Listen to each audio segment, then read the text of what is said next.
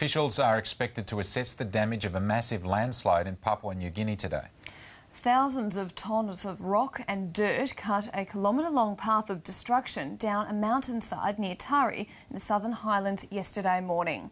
For more, PNG correspondent Liam Fox joins us now from Port Moresby. And Liam, can you take us through what damage that we know of so far? There are varying reports to both the damage and to the number of people who were buried by this landslide. They range from a few dozen people to maybe more than 100. The full picture is yet to emerge. It's a pretty remote area. Like the number of people who have been buried, there are also varying reports as to how many houses or dwellings and buildings have been affected as well, from a handful to, again, a couple of dozen buildings. There were reports on social media last night that 40 bodies have already been pulled from the rubble. One local that I spoke to said that between 40 and 50 people were missing after the landslide yesterday morning. Do we have any indication of what might have triggered the landslide?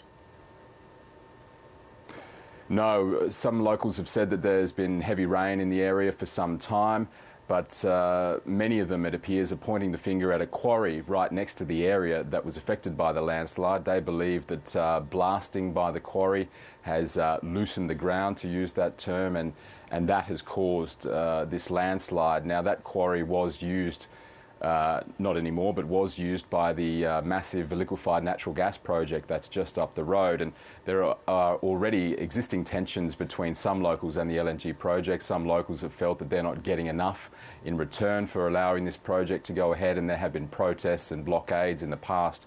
And it's likely that this belief that the quarry caused the landslide will exacerbate those tensions. Can you give us a sense of the region where this has happened, how remote it is, how easy or difficult it will be for emergency services to get there to try and help any survivors and figure out just what the death toll is? Yes, it's in PNG's Southern Highlands. That's an area in the west, central west of the country. It's incredibly rugged, mountainous terrain. The main road in the area has been cut in half. That'll make it difficult for people to get there. Though, because this massive liquefied natural gas project is just up the road, they have heavy machinery and other sorts of equipment that could help in the process to recover people. They've offered assistance to the government to do this. They've yet to have a response. The Australian government has also offered assistance, but there's been no response on that front either. But local disaster officials are expected to arrive there today to begin to assess the damage. All right, we'll wait and see what information comes out. Liam Fox, thanks very much for bringing us up to date.